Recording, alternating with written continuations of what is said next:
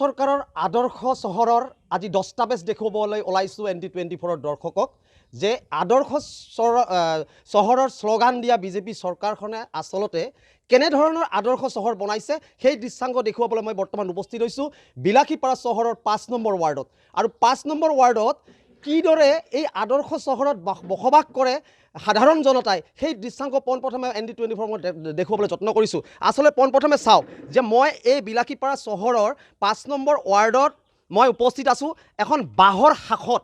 এই শাখখন পোনপ্ৰথমে দেখুৱাই লৈছোঁ যে চাওক এইখন শাখ, কাৰণ মাটি দি আমি খোজকাঢ়িব নোৱাৰা অৱস্থা, বছৰৰ 6টা মাহে পানীত বুৰ যাই থাকে এই সমগ্ৰ 5 নম্বৰ ৱাৰ্ডৰ এটা এলেকা আৰু সেই দৃশ্যাংক মই দেখুৱাবলৈ যত্ন কৰিছোঁ। চাওক যে বিলাসীপাৰা চহৰৰ 5 নম্বৰ ৱাৰ্ড সুভাষপল্লী এইখন ঠাইৰ নাম আৰু সুভাষপল্লীত এনেকৈ প্ৰায় 15টামান পৰিয়ালে বিগত 4 বছৰৰ পৰা এক নৰক যন্ত্ৰণাত ভুগি আছে।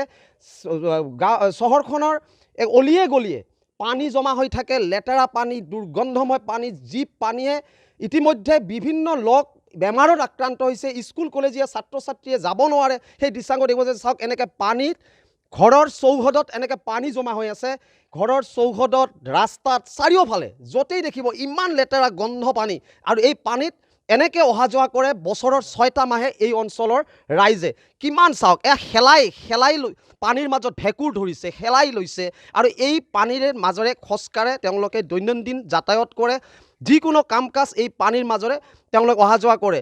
এগৰাকী বৃদ্ধা চাওক, এই বৃদ্ধাগৰাকী তেওঁ খোজকাঢ়িব নোৱাৰে, কিন্তু অথচ এই পানীত যদি তেওঁ খোজকাঢ়ে তেওঁৰ অৱস্থাটো কি হ'ব পাৰে, যাৰ কাৰণে এই 2 দিনৰ ভিতৰতে এখন বাঁহৰ শাখ নিৰ্মাণ কৰি উলিওৱা হৈছে। এই বাঁহৰ শাখৰে তেওঁলোকে এনেকৈ যাতায়াত কৰে আৰু এই বিলাসীপাৰা পৌৰসভাৰ চহৰতেই এনেধৰণৰ অৱস্থা। সেই দৃশ্যাংক মই ND24 দৰ্শকক দেখুৱালোঁ আৰু কিছু ভাষ্য ল'বলৈ চেষ্টা কৰিম। বাইদেউ আপুনি অকণমান যদি আহে মই আপোনাৰ পৰা কিছু ভাষ্য ল'বলৈ চেষ্টা কৰিম যে আচলতে এয়া মই দেখুৱাবলৈ যত্ন কৰিছোঁ। কেমেৰা কিছু আমাৰ ৰেকৰ্ডিং কৰাত কিছু অলপমান অসুবিধাৰ সৃষ্টি হৈছে, কাৰণ বাঁহৰ শাখৰ মাজেৰে আমি এনেধৰণে বাতৰি যুগুতাইছোঁ। এয়া কিছু এই অঞ্চলৰ ৰাইজ আছে, এগৰাকী বাইদেউ আছে। বাইদেউ কি ক'ব, আচলতে কিমান দিনৰ পৰা এই এনেধৰণৰ অৱস্থা হৈ আছে এইখন চহৰৰ 5 নম্বৰ ৱাৰ্ডত? আজি 3 বছৰৰ পৰা আমি এনেকা জমৰ যাতনা ভুগি আছোঁ আৰু এনেকা কিবা আমাৰ বহুতৰো বেমাৰ আজাৰ বহুত কিবা কিবি হৈ আছে। পৌৰসভাতো আমাৰ জাননী দিয়া হৈছে, তথাপিও মানে একো কোনো কিবা কৰা নাই। আৰু তাৰ মাজত মানে আমাৰ সৰু বাচ্চা আছে, স্কুলীয়া ছাত্ৰ ছাত্ৰী আছে, ইহঁত মানে একদমেই যাব নোৱাৰে, স্কুলত যাব নোৱাৰে। আমাৰ ঘৰতো পানী, বয় বস্তু বহুত ক্ষয় ক্ষতি হৈছে আমাৰ আৰু প্ৰত্যেক বছৰে আমাৰ এনেকৈ হৈ থাকে।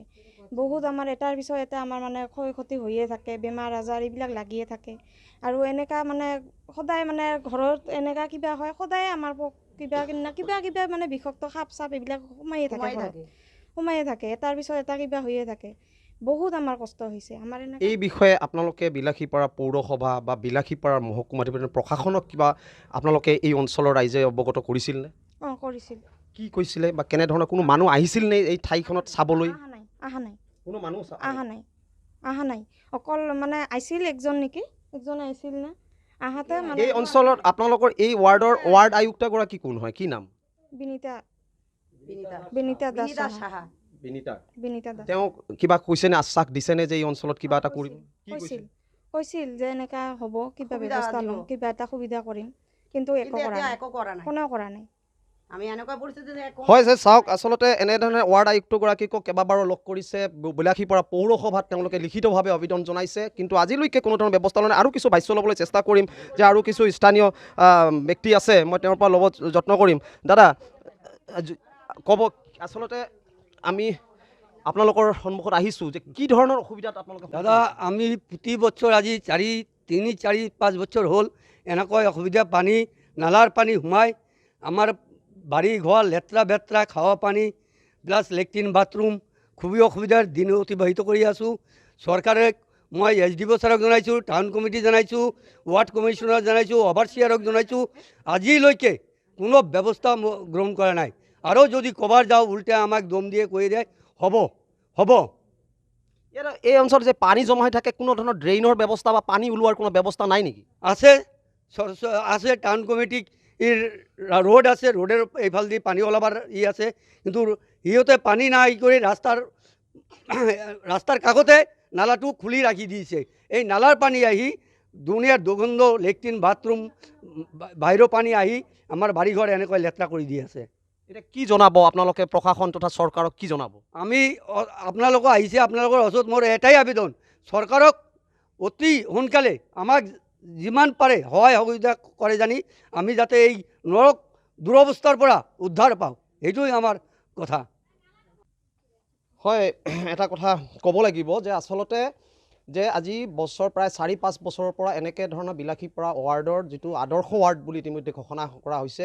আজি আমি দেখুৱালোঁ ND24 দৰ্শকক যে স্বচ্ছতাৰ দিশত কিমান দূৰ অগ্ৰগতি লাভ কৰিছে বিলাসীপাৰা চহৰ বা বিলাসীপাৰা পৌৰসভাই।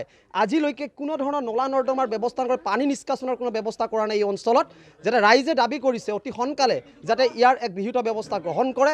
অন্যথায় দিনক দিনে এটাৰ পিছত এটা মানুহ যে এক মানে দুৰ্গন্ধময় পৰিস্থিতিৰ মাজত থাকি তেওঁলোকে যে বেমাৰ আজাৰত পৰি বিভিন্ন ধৰণৰ অসুবিধাৰ সন্মুখীন হ'ব সেয়া নিশ্চিত।